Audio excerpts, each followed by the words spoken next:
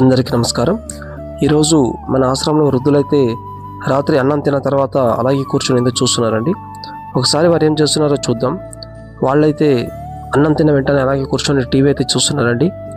విశ్వవిఖ్యాత నట సార్వభౌమ శ్రీ స్వర్గీయ నందమూరి తారక రామారావు గారి పాత పౌరాణిక సినిమా అయితే చూస్తున్నారండి.